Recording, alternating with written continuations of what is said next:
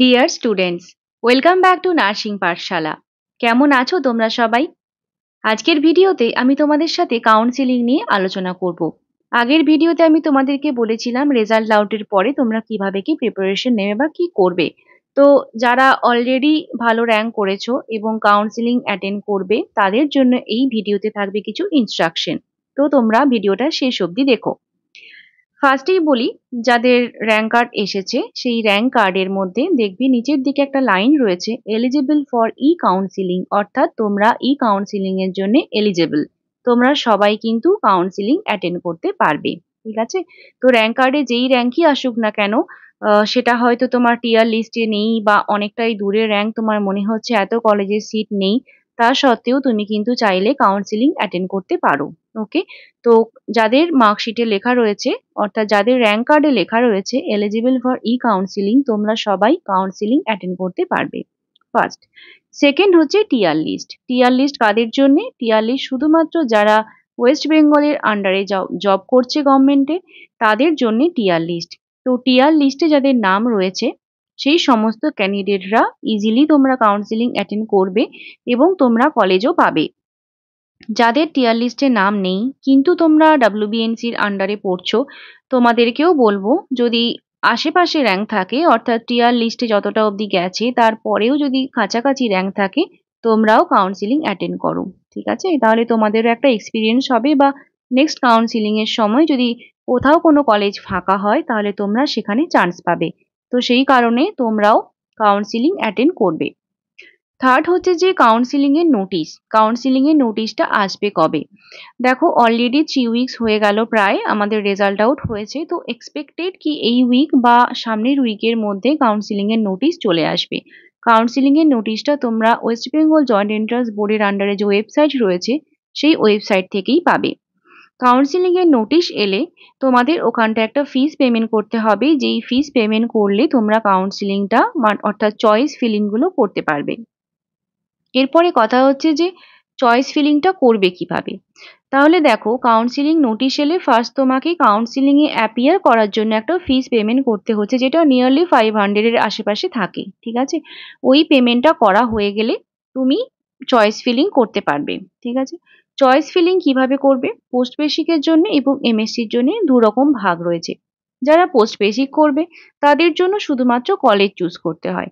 তাহলে তোমরা প্রথম থেকেই তোমার লোকেশন ওয়াইজ তুমি কলেজগুলো সিলেক্ট করবে, প্রথমে গভর্নমেন্ট কলেজ। ঠিক আছে?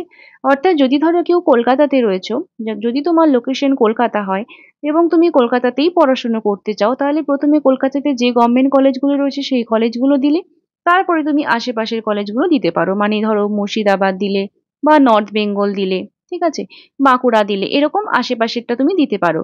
কিন্তু তোমার লোকেশন ওয়াইজ তুমি ফার্স্ট চয়েসে তুমি তোমার লোকেশন ওয়াইজ কলেজের নাম দেবে। কেউ যদি বাঁকুড়াতে থাকো তাহলে তুমি ফার্স্ট চয়েসে বাঁকুড়ার কলেজ দিলে। কেউ যদি নর্থ বেঙ্গলে থাকো তাহলে তোমার নিয়ারেস্ট নর্থ বেঙ্গল, তাহলে তুমিও ফার্স্ট চয়েসে নর্থ বেঙ্গল কলেজই রাখবে। ঠিক আছে? এরপরে হচ্ছে যে সমস্ত গভর্নমেন্ট কলেজ দিয়ে দেওয়ার পরে তোমরা প্রাইভেট কলেজগুলো এন্টার করবে। অর্থাৎ ধরো তোমার র্যাঙ্ক 100 এর মধ্যে রয়েছে, তাহলে ইজিলি তোমার কাছে অ্যাভেলেবেল যে তুমি একটা গভর্নমেন্ট কলেজ পাবে। ঠিক আছে? কিন্তু তোমার মনে হচ্ছে যে কলকাতাতে না চান্স পেলে আমি পড়বো না। ঠিক আছে? কিন্তু গভর্নমেন্ট বা প্রাইভেট নিয়ে তোমার কোনো প্রবলেম নেই। তাহলে তুমি কি করতে পারো?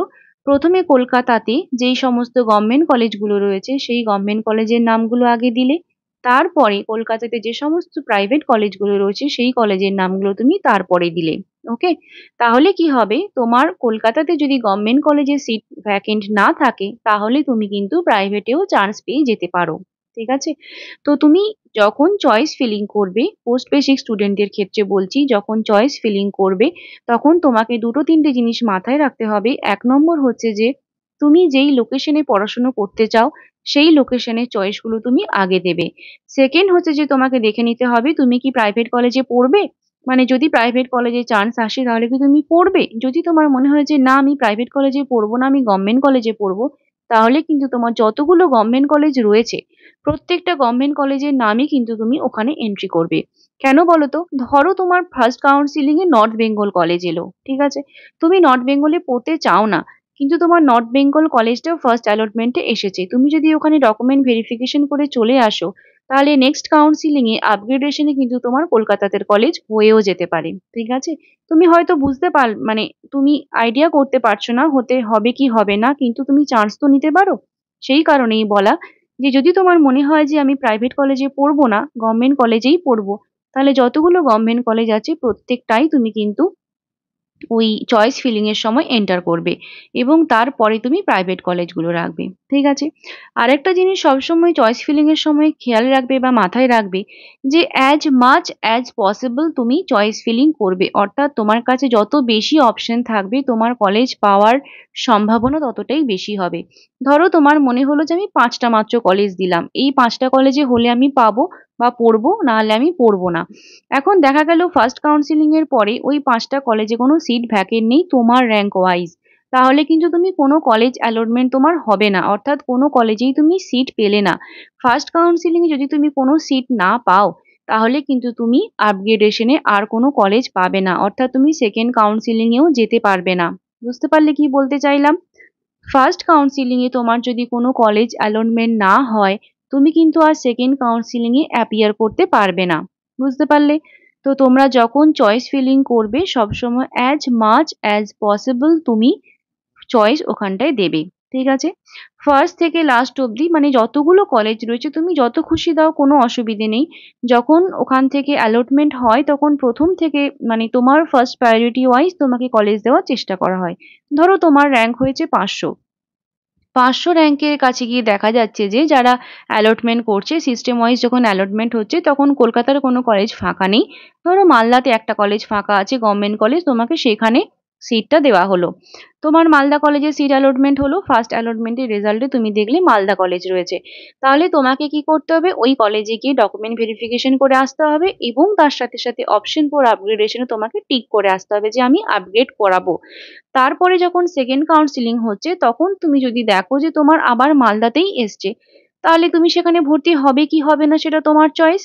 বা তুমি দেখলে যে মালদা থেকে তোমার সেটা চেঞ্জ হয়ে কলকাতার কোনো একটা কলেজে চলে এলো, তখন তুমি কলকাতার সেই কলেজে গিয়ে অ্যাডমিশন নিলে। বুঝতে পারলে? কিন্তু তুমি যদি ওই মালদার কলেজটা চয়েসের মধ্যে নাই রাখো, তুমি যদি ওই অপশনগুলো নাই দাও যেগুলোতে তুমি পড়তে পারবে না হয়তো ভাবছো, সেই অপশনগুলো তুমি যদি না দাও, তাহলে কিন্তু তোমার কোনো সিট অ্যালটমেন্টই হবে না এবং তুমি কিন্তু আর পড়াশোনাটা করতেই পারবে না বা তোমার কোনো কলেজ তোমার অ্যালটমেন্ট হবে না। বুঝতে পারলে? তাহলে যত বেশি সম্ভব তুমি চয়েস ফিলিং করার চেষ্টা করবে। এরপরে ধরো তোমার মনে হচ্ছে যে আমি প্রাইভেট কলেজে পড়বো না, তাহলে আমি শুধুমাত্র গভর্নমেন্ট কলেজই দেবো, প্রাইভেট কলেজ আমি দেবো না চয়েস ফিলিং এ। সেক্ষেত্রেও বলি, ধরো তোমার কাউন্সিলিং এর সময়, ফার্স্ট কাউন্সিলিং এর সময় তোমার র‍্যাংকে কোনো গভর্নমেন্ট কলেজ ফাঁকা নেই, প্রাইভেট কলেজই ফাঁকা রয়েছে। তাহলে তুমি প্রাইভেট কলেজের যদি তুমি নাম না দাও তাহলে তোমার সিট অ্যালটমেন্ট হচ্ছে না। কিন্তু তুমি যদি নামটা দিয়ে রাখো তাহলে তোমার ফার্স্ট কাউন্সিলিং এ একটা সিট অ্যালটমেন্ট হলো। তুমি ওই প্রাইভেট কলেজে গেলে, ডকুমেন্ট ভেরিফিকেশন করিয়ে তুমি আপগ্রেডেশন এর জন্য চুজ করে চলে এলে। তাহলে কি হবে? সেকেন্ড কাউন্সিলিং এ কিন্তু তুমি অ্যাপিয়ার করতে পারবে এবং যদি তোমার আপগ্রেডেশন হয়, যদি কোনো গভর্নমেন্ট কলেজ ফাঁকা হয়, তাহলে তুমি সেই গভর্নমেন্ট কলেজে চান্স নিতে পারো। সেই ক্ষেত্রেই মানে সেই কারণেই তোমাকে অ্যাজ মাচ অ্যাজ পসিবল তোমাকে চয়েস ফিলিংটা করতে হবে। বোঝা গেল? এরপরে আসি এমএসসি দের ক্ষেত্রে। এমএসসি দের ক্ষেত্রে দুটো অপশন থাকে, একটা হচ্ছে কলেজ এবং আরেকটা হচ্ছে সাবজেক্ট। তোমাদের ৫টা সাবজেক্ট রয়েছে। চাইল্ড হেলথ নার্সিং থেকে যদি আমি শুরু করি, চাইল্ড হেলথ নার্সিং রয়েছে, মেন্টাল হেলথ নার্সিং রয়েছে, অবস্টেট্রিক্স নার্সিং রয়েছে, কমিউনিটি হেলথ নার্সিং রয়েছে, আর রয়েছে মেডিকেল সার্জিক্যাল নার্সিং। এই ৫টা সাবজেক্ট তোমার রয়েছে। যাদের ভালো র‍্যাংক হয়েছে, যাদের সামনের দিকে র‍্যাংক হয়েছে, তারা যদি মনে করো যে আমি শুধুমাত্র পেডিয়াট্রিক নার্সিং এর ওপরেই এমএসসিটা করতে চাই, তাহলে তুমি কি করতে পারো যে ওই সাবজেক্টটাকে প্রায়োরিটিতে রেখে তুমি কলেজগুলো বসাতে পারো। অর্থাৎ তোমাদের কাছে ২ রকমের অপশন থাকবে। অপশন 1 এ থাকবে তোমার কলেজ বা তোমার সাবজেক্ট, আর অপশন 2 তেও থাকবে কলেজ অর সাবজেক্ট। তুমি ফার্স্ট প্রায়োরিটিতে সাবজেক্টও রাখতে পারো বা ফার্স্ট প্রায়োরিটিতে তুমি কলেজও রাখতে পারো। বোঝাতে পারলাম? তাহলে তোমার মনে হচ্ছে আমার যা র‍্যাংক আছে, ধরো তোমার 60 র‍্যাংক হয়েছে। তো তোমার যা র‍্যাংক হয়েছে তাতে তুমি একটা গভর্নমেন্ট কলেজ অবশ্যই পেয়ে যাবে। ঠিক আছে? তাহলে তোমার মনে হচ্ছে যেকোনো জায়গায় গভর্নমেন্ট কলেজ হলেই আমি পড়ে নেব, কিন্তু আমি মেন্টাল হেলথ এর উপরে পড়তে চাই বা আমি পেডিয়াট্রিক্স এর উপরে পড়তে চাই। তাহলে তুমি ফার্স্ট চয়েসে রাখবে পেডিয়াট্রিক্স। তারপরে তুমি হচ্ছে যে কলেজের নামগুলো দেবে। কিভাবে দেবে? ফার্স্ট তুমি তোমার লোকেশন ওয়াইজ দেবে, অর্থাৎ যেই লোকেশনে তুমি পড়াশোনা করতে চাও। যদি আমি কলকাতাকেই প্রায়োরিটি ধরি, তাহলে ফার্স্ট তুমি কলকাতার কলেজগুলো দিলে, তারপরে তুমি অন্যান্য ডিস্ট্রিক্টে যে কলেজগুলো রয়েছে সেই কলেজের নামগুলো দিলে। ফার্স্ট তোমার পেডিয়াট্রিক হয়ে গেল। তাহলে কি হবে, যখন সিট অ্যালটমেন্ট হবে তোমার, তখন পেডিয়াট্রিক নার্সিং এর আন্ডারে যেখানে যা কলেজ ফাঁকা আছে প্রত্যেকটা কলেজেই তোমার প্রায়োরিটি থাকবে, সেই সমস্ত কলেজে গিয়ে তোমার সিট অ্যালটমেন্ট হওয়ার। ঠিক আছে। এরপরে তোমার মনে হলো যে গভর্নমেন্ট হোক বা প্রাইভেট হোক, যাই হোক না কেন আমি পড়ে নেব। তাহলে তুমি ওই পেডিয়াট্রিক্স এর আন্ডারে যতগুলো গভর্নমেন্ট কলেজ আছে সেগুলো প্রথমে রেখে, তারপরে সমস্ত প্রাইভেট কলেজগুলো সেটার আন্ডারে রেখে দিতে পারো। তারপরে তুমি সেকেন্ড অপশনে দিতে পারো যে পেডিয়াট্রিক যদি না হয় তাহলে আমি মেন্টাল হেলথেও পড়তে পারি। তাহলে তুমি সেকেন্ড সেকেন্ড চয়েসে মেন্টাল হেলথ রাখলে, তার আন্ডারে তুমি সমস্ত কলেজগুলো দিলে। বোঝাতে পারলাম? তাহলে তোমার প্রায়োরিটি এক্ষেত্রে সাবজেক্ট হলো, তুমি সাবজেক্ট বেসিসে পড়াশুনো করতে চাইছো। আরেক রকমের হতে পারে যে তোমার সাবজেক্ট নিয়ে কোনো মাথা ব্যথা নেই, যে কোনো সাবজেক্টে হলেই হবে, তোমার একটা ভালো কলেজ প্রয়োজন। অর্থাৎ তুমি ভাবছো যে আমি কলকাতার যে কোনো কলেজে আমি পড়বো, সেক্ষেত্রে তুমি মেডিকেল কলেজকে প্রেফার করছো বা এসএসকেএম কে প্রেফার করছো বা তুমি এনআরএস কে প্রেফার করছো। তাহলে তুমি কি করলে, ফার্স্ট প্রায়োরিটিতে তুমি এসএসকেএম রাখলে, তার আন্ডারে তুমি 5টা সাবজেক্টই দিয়ে দিলে। অর্থাৎ তোমার যখন সিট অ্যালটমেন্ট হবে তখন এসএসকেএম হসপিটালে যেই সিটটা, মানে যেই সাবজেক্টে যেই সিটটাই খালি থাকুক না কেন তোমাকে সেখানটায় দেওয়া হবে। যদি না হয় এসএসকেএম এ, তাহলে সেকেন্ডে তুমি রেখেছো মেডিকেল কলেজ, তাহলে মেডিকেল কলেজে যেই সাবজেক্টের আন্ডারে যেই সিট ভ্যাকেন্ট থাকবে সেটাই তুমি পাবে। ঠিক আছে। থার্ডে তুমি রাখলে যে এনআরএস, তাহলে এনআরএস এর আন্ডারে তোমার যেই সাবজেক্ট ভ্যাকেন্ট থাকবে তুমি সেই সাবজেক্টে পাবে। বোঝাতে পারলাম? তাহলে প্রত্যেকটা কলেজের আন্ডারে যদি তুমি 5টা করে সাবজেক্ট দিয়ে দাও, তাহলে তোমার যেই কলেজটা তুমি ফার্স্ট প্রায়োরিটিতে রাখবে সেই কলেজে যদি কোনো সাবজেক্টে সিট ভ্যাকেন্ট না থাকে, তাহলে তোমার সেকেন্ড চয়েসে আবার যে কোনো একটা সাবজেক্ট তুমি পেতে পারো। এইভাবে তুমি পরপর ভাবে ফার্স্টে গভর্নমেন্ট কলেজ এবং তারপরে প্রাইভেট কলেজ, এইভাবে করে তুমি চয়েস ফিলিং করবে। ঠিক আছে। তাহলে সিট মানে চয়েস ফিলিংটা কিভাবে করবে সেটা মোটামুটি একটা আইডিয়া হলো। তাহলে এমএসসি দের ক্ষেত্রে তোমরা সাবজেক্টকেও প্রায়োরিটি রাখতে পারো বা তুমি কলেজকেও প্রায়োরিটি রাখতে পারো। তোমরা আরো একটা জিনিস করতে পারো, যে তোমার মনে হচ্ছে যে গভর্নমেন্ট কলেজ হলে ভালো হয়, যে কোনো সাবজেক্ট হলেও কোনো অসুবিধা নেই, তবুও আমার প্রায়োরিটিতে কিছু সাবজেক্ট রয়েছে। সেক্ষেত্রেও তুমি কি করতে পারো, ফার্স্ট প্রায়োরিটিতে ধরো তুমি চাইল্ড হেলথ নার্সিং রাখলে, রেখে তুমি সমস্ত গভর্নমেন্ট কলেজগুলো দিয়ে দিলে। ধরো কলকাতার গভর্নমেন্ট কলেজে পড়তে চাও, শুধু কলকাতার গভর্নমেন্ট কলেজগুলো দিলে। সেকেন্ডে তুমি মেন্টাল হেলথ নার্সিং রাখলে, রেখে শুধু কলকাতার গভর্নমেন্ট কলেজগুলো দিয়ে দিলে। থার্ডে তুমি আরেকটা সাবজেক্ট রেখে কলকাতার গভর্নমেন্ট কলেজগুলো দিয়ে দিলে। ঠিক আছে। এরপরে তোমার 5টা সাবজেক্ট কমপ্লিট হয়ে যাওয়ার পর, বা ধরো একটা সাবজেক্ট তোমার একদমই ইচ্ছে নেই যে আমি কমিউনিটি হেলথ নার্সিং নিয়ে পড়বোই না, ঠিক আছে, তাহলে ওই সাবজেক্টটা তুমি দিলেই না। আবার তুমি পেডিয়াট্রিক দিয়ে শুরু করলে, করে তুমি কলকাতাতে যেগুলো প্রাইভেট কলেজ আছে সেই কলেজের নামগুলো দিয়ে দিলে। তারপরে তুমি মেন্টাল হেলথ দিয়ে তার কলেজের নামগুলো দিয়ে দিলে, যদি তুমি শুধুমাত্র কলকাতাতে পড়তে চাইছো তাহলে। বা তোমার মনে হলো যে আমার যে কোনো জায়গায় যে কোনো কলেজ পেলেই হলো, কিন্তু আমার এই সাবজেক্ট দরকার, তখন তুমি সাবজেক্টের প্রায়োরিটি রেখে যেখানে যেখানে তোমার গভর্নমেন্ট কলেজ আছে তুমি সমস্ত গভর্নমেন্ট কলেজের নামগুলো পরপর দিয়ে দিতে পারো। ঠিক আছে। আশা করছি বুঝতে পেরেছো। এরপরে তোমার একটা অপশন আসবে ওখানে, যে অপটেড ফর আপগ্রেডেশন বলে। অর্থাৎ তুমি কি আপগ্রেডেশনের জন্য চুজ করতে চাও, তো তুমি সেখানটা ইয়েস করে রাখবে। ঠিক আছে। যারা ফার্স্ট সেকেন্ড থার্ড র্যাঙ্ক করেছো, মানে ফার্স্ট 5 বা 10 এর মধ্যে র্যাঙ্ক করেছো, তো তোমরা তো যেই কলেজ চুজ করবে সেখানেই তোমরা সাবজেক্ট পাবে, সেক্ষেত্রে তোমাদের কোনো প্রবলেম নেই, তোমরা যে কোনো জায়গায় যে কোনো সাবজেক্ট নিয়ে পড়তে পারো। বাকি যাদের একটু দূরে, মানে ধরো 35-40 এরকম র্যাঙ্ক হয়েছে, তো তোমার মনে হচ্ছে যে আমি এসএসকেএম এ পড়বো এবং মেন্টাল হেলথ নিয়ে পড়বো বা আমি চাইল্ড হেলথ নিয়ে পড়বো। ঠিক আছে। তো ফার্স্ট কাউন্সিলিং হয়তো তুমি এসএসকেএম পেলে না, তুমি মেডিকেল কলেজ পেলে, সেক্ষেত্রে তোমার যদি আপগ্রেডেশনে ঠিক করা থাকে তাহলে তুমি সেকেন্ড কাউন্সিলিং এ এসএসকেএম পেলেও পেতে পারো। ঠিক আছে। তো সেই ক্ষেত্রে তোমরা আপগ্রেডেশনের জায়গাটাকে চুজ করতে পারো। এইবার ধরো তুমি আপগ্রেডেশনের জন্য চুজ করে রেখেছো, কিন্তু তুমি ফার্স্ট অ্যালটমেন্টেই তোমার পছন্দ মতো কলেজ পেয়ে গেলে। ঠিক আছে। তাহলে তুমি কি করতে পারো, তুমি যখন ওই কলেজে ডকুমেন্ট ভেরিফিকেশনের জন্য যাবে, তখন হচ্ছে যে তুমি ওখানেই অ্যাডমিশন হয়ে যেতে পারো, তোমার আর ওই আপগ্রেডেশনের প্রয়োজন নেই। বুঝতে পারলে? তোমার যদি ফার্স্ট অ্যালটমেন্টের পরে যেই রেজাল্ট হচ্ছে, মানে যেই সিট তুমি পেলে সেই সিটটা যদি তোমার মনোমতো হয় বা পছন্দ মতো হয়ে যায়, তাহলে তুমি ওখানে গিয়েই অ্যাডমিশন হয়ে যেতে পারো, তোমাকে আর আপগ্রেডেশন করতে হবে না। ঠিক আছে। আর যদি তোমার মনে হয় যে না আমার এটা ঠিক পছন্দ মতো হচ্ছে না, আমি সেকেন্ড কাউন্সিলিং এর জন্য ওয়েট করব, তাহলে তুমি সেকেন্ড কাউন্সিলিং এর জন্য ওয়েট করো। সেখানে তোমার যদি আপগ্রেডেশন হয়, অন্য কলেজ আসে, সেটা যদি তোমার পছন্দ মতো হয়, তাহলে তুমি সেখানে গিয়ে ভর্তি হবে। কিন্তু একটা জিনিস মাথায় রাখবে যে সেকেন্ড কাউন্সিলিং এ, ধরো ফার্স্ট কাউন্সিলিং এ তুমি এসএসকেএম পেয়েছিলে বা তুমি মেডিকেল কলেজ পেয়েছিলে, সেখানে তুমি অ্যাডমিশন হওনি। সেকেন্ড কাউন্সিলিং এ গিয়ে তোমার এসএসকেএম হয়েছে, যেখানে তুমি অ্যাডমিশন হতে চাইছো না, বা তোমার মেডিকেল কলেজ হলে ভালো হতো, তখন কিন্তু তুমি আর মেডিকেল কলেজে গিয়ে অ্যাডমিশন নিতে পারবে না। বোঝাতে পারলাম? তাহলে ধরো ফার্স্ট কাউন্সিলিং এ তুমি মেডিকেল কলেজ পেয়েছো, সেকেন্ড কাউন্সিলিং এ তুমি এসএসকেএম পেয়েছো। এখন এসএসকেএম পাওয়ার পরে মনে হচ্ছে না মেডিকেল কলেজ হলেই ভালো হতো, তখন কিন্তু তুমি আর ব্যাক করে মেডিকেল কলেজে যেতে পারবে না। বুঝতে পারলে? তাহলে ফার্স্ট কাউন্সিলিং এর সময় তুমি যখনই আপগ্রেডেশনের জন্য চুজ করছো, তখন তুমি এটা মাথায় রেখো যে সেকেন্ড কাউন্সিলিং এ যদি আমার অন্য কোনো অপশন আসে, তোমাকে কিন্তু সেখানেই যেতে হবে। তুমি কিন্তু আর ফার্স্ট কাউন্সিলিং এর রেজাল্ট নিয়ে ওখানে অ্যাডমিশন হতে পারবে না। ঠিক আছে? আর যদি সেম রেজাল্টই আসে, তাহলে তুমি আবার ওখানেই অ্যাডমিশন হয়ে গেলে গিয়ে। বুঝতে পারলে? তাহলে এই হলো তোমার আপগ্রেডেশন এবং চয়েস ফিলিং। ঠিক আছে? এরপরে যখন তোমরা কলেজে যাবে, অর্থাৎ তোমার সিট অ্যালটমেন্ট হয়ে যাওয়ার পরে, ফার্স্ট কাউন্সিলিং এর পরে তোমাকে ওই কলেজে গিয়ে ডকুমেন্ট ভেরিফিকেশন করতে হবে।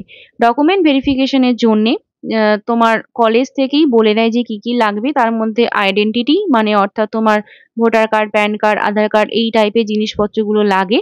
তার সাথে সাথে যেগুলো মেন লাগে, যেগুলো অফিসিয়াল থাকে, তার মধ্যে এনওসি, অর্থাৎ তুমি যেই হসপিটালে কাজ করছো সেখান থেকে একটা নো অবজেকশন সার্টিফিকেট তোমাকে নিতে হবে, এবং তার সাথে সাথে একটা ডোমিসাইল সার্টিফিকেট, যেটা তুমি তোমার ব্লক থেকে বা তোমার মিউনিসিপ্যালিটি থেকে পেয়ে যাবে। ঠিক আছে? তো ডোমিসাইল সার্টিফিকেট এবং এনওসি এই দুটো লাগে। তার সাথে সাথে তোমার এডুকেশনাল কোয়ালিফিকেশনের 4টে ইয়ারের মার্কশিট, তোমার নার্সিং পাসিং সার্টিফিকেট, তোমার র্যাঙ্ক কার্ড, তুমি যে ফর্ম ফিল আপ করেছিলে সেই ফর্ম ফিল আপের পেজ, প্লাস তোমার যে সিট অ্যালটমেন্ট হয়েছে সেই পাতার প্রিন্ট আউট, এগুলো সব তোমার লাগবে। তোমার অ্যাডমিট কার্ড, এগুলো সবই লাগবে। ঠিক আছে? তো এরকম ভাবে তোমরা ফাইলটাকে গুছিয়ে রেখো যে তোমার কি কি ডকুমেন্ট লাগবে। ঠিক আছে? আর যখন ডকুমেন্ট ভেরিফিকেশনের জন্য যাবে, তো তোমরা তোমাদের ওই লিস্ট ওয়াইজ কিন্তু টোটাল জিনিসপত্রগুলো সাজিয়ে নিও যে কি কি জিনিসপত্র তোমাকে নিয়ে যেতে হচ্ছে। কারণ ডকুমেন্ট ভেরিফিকেশনে হয়তো তোমার বাড়ি থেকে অনেকটা দূরে তোমাকে যেতে হচ্ছে, সেখানে গিয়ে তুমি কিছু কিছু জোগাড় করতে পারবে না। আর টাইমিংটা খুবই কম থাকে, মানে ধরে নাও 5-7 দিনের মতো ম্যাক্সিমাম টাইম থাকে এই ফার্স্ট কাউন্সিলিং এর পরে ডকুমেন্ট ভেরিফিকেশনের জন্যে। তো সেক্ষেত্রে ডকুমেন্টগুলো আগে থেকে রেডি করে রাখো। যারা কাউন্সিলিং অ্যাটেন্ড করবে ভেবেছো, বা যাদের অলরেডি ভালো র্যাঙ্ক এসছে, যারা অ্যাডমিশন নেবে, তো তোমরা আগে থেকে ডকুমেন্টগুলোকে রেডি করে রেখো, যাতে তোমাদের এই নোটিশ এলেই সাথে সাথে তোমরা ডকুমেন্ট নিয়ে ভেরিফিকেশনের জন্য যেতে পারো। ঠিক আছে? এই হলো। এরপরে অ্যাডমিশন বলে দিলাম যে যদি তোমার অ্যাডমিশন পছন্দ মতো কলেজ তুমি ফার্স্ট অ্যালটমেন্টেই পেয়ে যাও, তাহলে অ্যাডমিশন হয়ে নিলে। আর যদি মনে হয় যে না আমার পছন্দ মতো হয়নি, আমি আপগ্রেডেশনের জন্য ওয়েট করব, তাহলে তুমি আপগ্রেডেশনের জন্য ওয়েট করো। সেকেন্ড কাউন্সিলিং এ তোমার যেই রেজাল্ট আসবে সেইখানে গিয়ে তুমি অ্যাডমিশন হবে। সেটা ফার্স্ট কাউন্সিলিং এর সেম কলেজও আসতে পারে, আবার অন্য কলেজও আসতে পারে। ঠিক আছে? কিন্তু যেটা বললাম, সেকেন্ড কাউন্সিলিং এ যদি অন্য কোনো কলেজ আসে যেটা তোমার পছন্দ হচ্ছে না, ফার্স্ট কাউন্সিলিং এটা বেটার ছিল, তুমি কিন্তু ব্যাক করে ফার্স্ট কাউন্সিলিং এর রেজাল্টে আসতে পারবে না। ঠিক আছে? এই হলো। এরপরে তোমার আপগ্রেডেশনের পরে আবার সেকেন্ড অ্যালটমেন্টের রেজাল্ট আসবে, তার জন্য তোমাকে আর কিচ্ছু করতে হবে না।